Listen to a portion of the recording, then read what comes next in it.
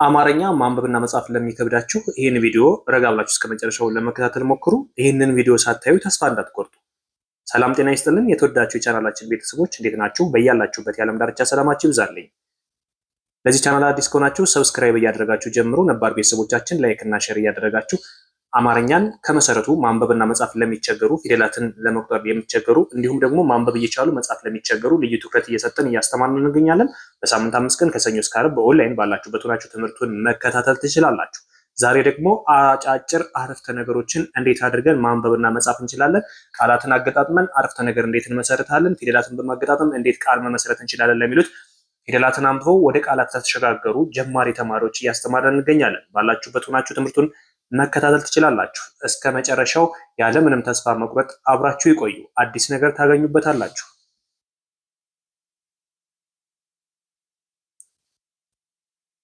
አማርኛ አረፍተ ነገሮችን በቀላሉ ማንበብና መረዳት። ማንበብ ብቻ በቂ አይደለም፣ የግድ አንብበን መረዳት መቻል አለብን። ይህ የምታዩት አረፍተ ነገር ብቻ አይደለም፣ በውስጡ ብዙ መልእክቶችን ማስተላለፍ የሚችል አስተማሪ ጥቅሶች ናቸው። እነዚህ አስተማሪ ጥቅሶች ደግሞ በሁለት አይነት መንገድ እንረዳቸዋለን። አንደኛ በህይወታችን ላይ ብዙ ለውጥ ሊያመጡ የሚችሉና እንዲሁም ደግሞ ማንበብና መጻፍ ለሚቸገሩትም እንዴት ማንበብ እንዳለባቸው የማሳያችሁ ይሆናል። ይህ ማለት በአንድ ድንጋይ ሁለት ወፍ ነው። አንድ ማንበብና መጻፍ ለምትቸገሩ እያነበብኩላችሁ እንዴት ማንበብ እንደምትችሉ አሳያችኋለሁ። ሁለተኛው ደግሞ እያነበባችሁ ወይም እየጻፋችሁ ሙሉ የሆናችሁ ሰዎች ደግሞ እነዚህን ጥቅሶች በመጠቀም አንዳንድ ነገሮችን ልትጠቀሙባቸውና በእናንተ ህይወት ላይም ለውጥ ሊያመጡ የሚችሉ ነገሮችን ስለሆኑ መረዳት የምትችሉ ይሆናል። አሁን ወደ ትምህርቱ ስንሄድ የመጀመሪያው አረፍተ ነገርን ለማንበብ በቃላት ደረጃ ማንበብ መቻል አለብን። ቃላትን ማንበብ ደግሞ በፊደላት ደረጃ መሆን መቻል አለበት። ፊደላትን እያንዳንዱን ነጥለን ማንበብ ካልቻልን አንድ ቃል በትክክል ልናነበው አንችልም። እንዲሁም ከፍ ስንል ደግሞ አረፍተ ነገር መመስረት አንችልም። ስለዚህ እኔ በማነበው መሰረት በየትኛውም ሁኔታ ልክ እንደኔ ሆናችሁ ስታነቡ በቀላሉ በአጭር ጊዜ ብቻ ማንበብና መጻፍ ትችላላችሁ። መብራት። አሁን ይህንን በትክክል ሳነበው መብራት ነው የሚለው መብራት። ስለዚህ መብራት ሲበራ ሲበራ ጥላህ ጥላህ አብሮህ አብሮህ ይኖራል። መብራት ሲበራ ጥላህ አብሮ ይኖራል። ልብ በሉ። መብራት መብራት ሲጠፋ ሲጠፋ ግን ጥላህም ጥሎህ ይሄዳል። አሁን ይህንን በቀጥታ ስተረጉሙት መብራት ሲበራ ጥላህ አብሮህ ይኖራል፣ መብራት ሲጠፋ ደግሞ ጥላህ ጥሎ ይሄዳል። አሁን ይህ ማለት መብራት ሲበራ ከጀርባችን ጥላ ይኖረናል አይደለ? የራሳችን ምስል ያሳየናል። ወይም እያንዳንዱ የእቃ ምስል ከመብራቱ በስተጀርባ ይታያል በጥቁር። ይህ ማለት በቀላሉ እንዲሁ ምን እንረዳው ነው። ነገር ግን ዋናው ዓላማው ስለ ጥላችን አይደለም የምናወራው፣ ስለኛ ጥላ አይደለም የምናወራው። ጥላ ማለት የሰው ልጅ ነው። መብራት ማለት ደግሞ ካንተ ላይ የሚያያቸው ነገሮች ገንዘብ ሊሆን ይችላል፣ ፍቅር ሊሆን ይችላል፣ ብዙ አይነት ነገሮች ናቸው። ስለዚህ አንድ ሰው በቀን የሚቀርብህ ከሆነ በጨለማ የሚርቅህ ከሆነ ይህ ልክ እንደ ጥላ ነው። ጥላ በቀን ወይም ደግሞ በመብራት አብሮህ ነው ያለው። ጥላ ያንተ ምስል እንኳን የሰው ልጅም ልክ እንደዛ ነው። ሲኖርህ ይከተልሃል፣ ሲያጣህ ጥሎ ይሄዳል። በቀን የተከተለህ ወዳጅህ በጨለማ ጥሎ ይሄዳል። በደስታ ጊዜ አብሮ የነበረ ወዳጅህ በመከራ ይለይሃል። ይህንን ነው ለማመልከት ይሄ አረፍተ ነገር የተጻፈው ወይም ጥቅሱ የሚያመለክተው ይህንን ነው። ጥላህ በመብራት ጊዜ አብሮ ይኖራል፣ መብራት ሲጠፋ ትቶ ይሄዳል የተባለው አንድ ሰው በችግር ጊዜ ትቶ የሚሄድ ከሆነ በደስታ በተድላ አብሮ የሚኖር ከሆነ ይህ ሰው አይደለም። ትክክለኛ ጓደኛ፣ ትክክለኛ ሰው በጨለማም በቀንም አብሮ የሚኖር ሰው እንደ ጥላ መሆን የለበትም። እንደ ሰው መኖር መቻል አለበት። ምክንያቱም ሰው በችግር ጊዜ የሚርቅህ በደስታ ጊዜ የሚቀርብ አይነት ሰው ነው። በእርግጥ አሁን ያለንበት ሁኔታ እንደዛ ነው። ችግር ሲመጣ ሁሉም ሰው ጥሎ ይሄዳል። በደስታ ጊዜ ትከበባለህ። ገንዘብ ባለ ጊዜ ይከቡሃል። ገንዘብ ባለ ጊዜ ማንም ሰው ይፈልጋል። ነገር ግን አንተ ገንዘብ ባጣ ወይም ችግር በደረሰብህ ጊዜ ግን ያ በዙሪያ የነበረ ሰው ትቶ ይሄዳል። ስለዚህ ወንድሜ ወይም እህቴ በሰዎች መከበብሽን እንደ ጀብድ አትቁጠሪው። አንድ ቀን ሁሉም ትተውሽ ይሄዳሉ። ስለዚህ በራስሽ መተማመን፣ በራስሽ መንገድ መሄድን፣ በራስሽ እግር መቆምን ልመጅ ወይም ልመድ። ምክንያቱም ሰው ጊዜያዊ ነው። ሰው ጥቅመኛ ነው። ስለዚህ ራስን በራስ የማቋቋም፣ ራስን በራስ የመምከር፣ ራስን በራስ የመቻል ነገሮችን ማዳበር መቻል አለበት። ዛሬ የነበረው ሰው ነገ ጥሎ ሊሄድ ይችላል። ዛሬ ጓደኛ ነኝ፣ ዛሬ ፍቅረኛ ነኝ ወይም ደግሞ ዛሬ አብሬህ እሞታለሁ ያለ ሰው ነገ አብሮ ሊኖር አይችልም። ራስን የምትቋቋምበትን መንገድ መፈለግ መቻል አለበት። ራስሽን የምትቋቋሚበትን መንገድ መያዝ መቻል አለብሽ። ስለዚህ በሰው መተማመን እምብዛም አስፈላጊ አይደለም። ሁለተኛ ሰዎች ራሳቸው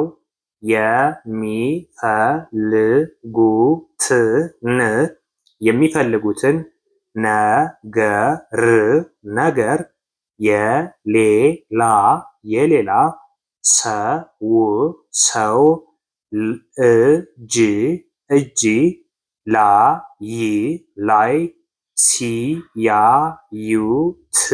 ሲያዩት ያጣጥሉታል።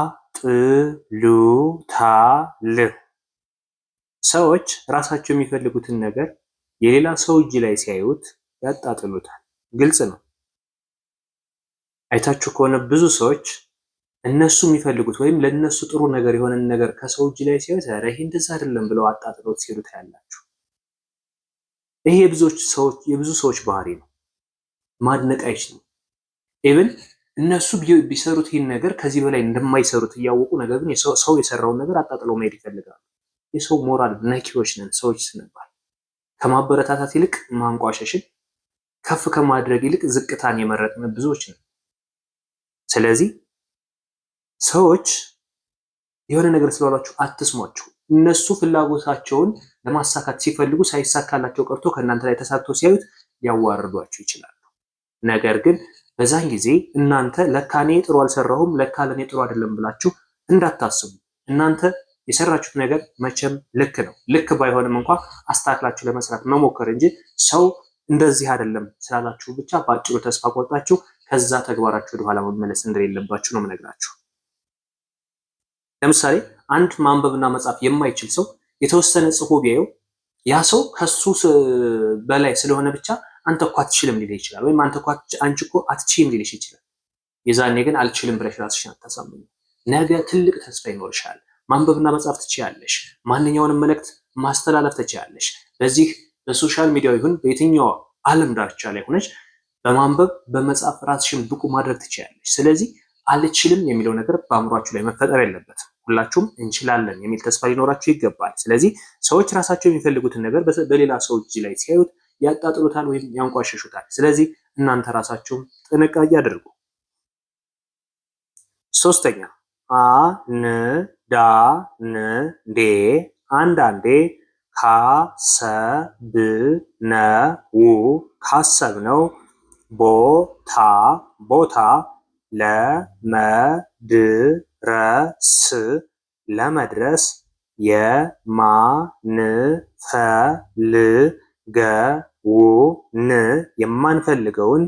ለመጓዝ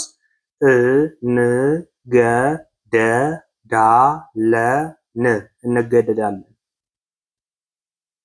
አንዳንዴ ካሰብነው ቦታ ለመድረስ የማንፈልገውን መንገድ ለመጓዝ እንገደዳለን።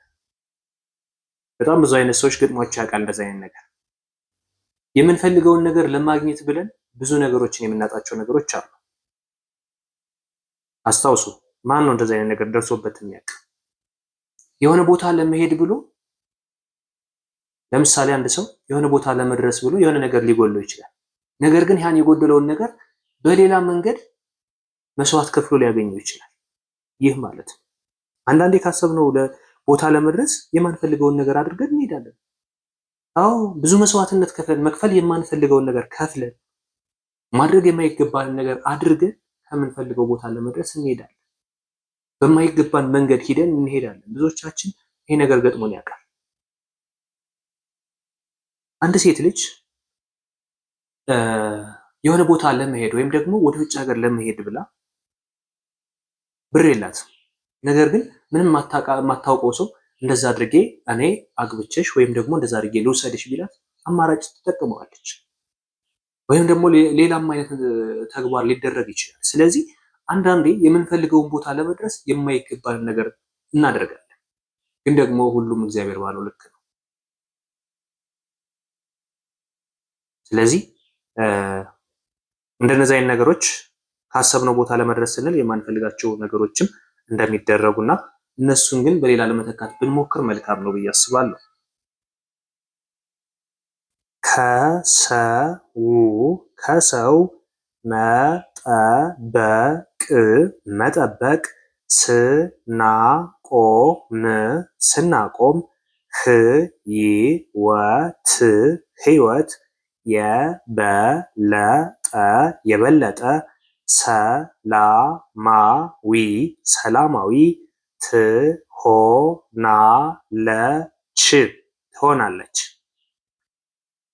ከሰው መጠበቅ ስናቆም ህይወት የበለጠ ሰላማዊ ትሆናለች። እንደ ሰው መጠበቅ የሚያስጨንቅ ነገር አለ? ከሰው መጠበቅ እኮ በጣም ከባድ። ምናልባት ብዙዎቻችሁ ደርሶባችሁ ሊሆን ይችላል። ከሰው የምትጠብቁት ነገር ከሰማይ መና እንደመለመን ነው። በጣም ከባድ ነው። ኧረ ከሰማይ መና ይሻላል። አንዳንዴ ቃል ገብተውላችሁም ደግሞ የሚረሱት ወይም ደግሞ ሳያደርጉት የሚቀሩ ሰዎች አሉ። ከነሱ በተስፋ እየጠበቃችሁ እናንተ ግን የህልም እንጀራ የምትበሉ እና በጣም ከባድ ነገር ነው። ከሰው እንደመጠበቅ የሚከብድ ነገር የለም። ስለዚህ እናንተ ከሰው መጠበቅ የለባችሁም። ባላችሁ ነገር፣ በምትችሉት ነገር ሁሉ በራሳችሁ ለመቆም ሞክሩ። ከትንሹ ጀምሩ፣ ከትልቁ ትደርሳላችሁ። ያለምንም ስንፍና፣ ያለምንም ተስፋ መቁረጥ ከሰራችሁና በራሳችሁ መንገድ መጓዝ ከቻላችሁ ትለወጣላችሁ። ተስፋ ብቻ ይኖራችሁ። ከሰው አትጠብቁ። ማንኛውም ሰው ከሰው የሚጠብቅ ከሆነ መጨረሻው ውድቀት ነው። ምክንያቱም ከሰው በምንጠብቅበት ጊዜ ያለምንም ስራ የእነሱን እጅ እየተመለከትነ ያ ጊዜ እስከሚደርስ ስንጠብቅ ያ ጊዜ አልፎ ይሄዳል። ነገር ግን በዛች ጊዜ ባለን ጊዜ በጣም ትንሽ ስራ ልትሆን ትችላለች። ብንሞክር ግን ወደ ትልቅ ስራ ሊያሸጋግረን ይችላል። ስለዚህ ከሰው በምንጠብቅበት ጊዜ የምናጣቸው ነገሮች ብዙ ናቸው። ጊዜ፣ ገንዘብ፣ አስተሳሰብ፣ ብዙ ነገር፣ ከሰው ጥገኝነትን፣ ብዙ አይነት ነገር ነው ይዘን የምንመጣው የምናጣቸውም። ስለዚህ ከሰው መጠበቅ የሚባለው ነገር በጭራሽ መደረግም የለበትም።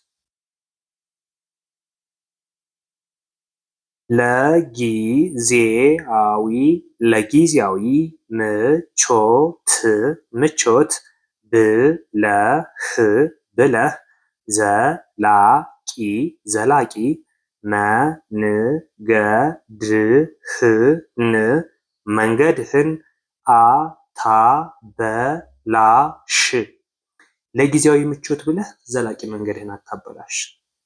ብዙዎቻችን በጣም ጊዜያዊ ለሆነች ጥቅም ብለን ብዙ ዘላቂ ጥቅማችን እናበላሻለን። ስለዚህ ጊዜያዊ ነገርን አትውደዱ፣ አላፊ ነገርን አትውደዱ። ብዙ ረዥም ጊዜ ሊቆይ የሚችለውን ነገር በብዙ ልፋት ወይም በብዙ ድካም ብታገኙት ይሻላል። ረዥም መንገድ መሄድ እየቻልን በአቋራጭ መንገድ አንድን ነገር ለማግኘት ስንሄድ የምናጣውን በዛ ልክ ሊሆን ይችላል። ስለዚህ አቋራጭ መንገድ አትውደዱ ቤተሰብ። አጭር መንገድ ጥቅሙም አጭር ነው የሚሆነው። ስለዚህ ረዥም መንገድ እንደምንሄድ እያወቅን ነገር ግን በአጭር መንገድ ተሽሎክልከን ለማግኘት ወይም ደግሞ ያን ነገር ለማለፍ ስንሞክር የአጭር መንገድ ሾህ ሊወጋን ይችላል። ስለዚህ አቋራጭ መንገዶችን አትፈልጉ፣ አትጠቀሙ። በተለይ ለጊዜያዊ ጥቅም ብላችሁ ለማይዘልቅ ነገር ብላችሁ እንደዚህ አይነት ነገሮችን ባትጠቀሙ ይመከራል። ቤተሰቦች ዛሬ ያየናቸው በጣም አስተማሪና እንቁ የሚባሉ ትምህርቶችን የተማርነ እስከ መጨረሻው አብራችሁ ስለነበራችሁ ከልብ ነው የማመሰግነው። በውስጥ መስመር መማር የምትፈልጉ ካላችሁ ከታች በማስቀምጥላችሁ ስልክ ደግሞ በዋትሳፕ በቴሌግራም አናግሩኝ። በሳምንት 5 ቀን ከሰኞ እስከ ዓርብ እናስተምራችኋለን። ባላችሁበት ሆናችሁ በኦንላይን መማር ትችላላችሁ። ከጠዋቱ 12 ሰዓት እስከ ሌሊቱ 6 ሰዓት በኢትዮጵያ 1 ሰዓት በመምረጥ መማር የምትችሉ ይሆናል ማለት ነው። አብራችሁ ስለነበራችሁ ከልብ አመሰግናለሁ። በሌላ ክላስ ከምንገናኝ መልካም ጊዜ ይሆንላችሁ።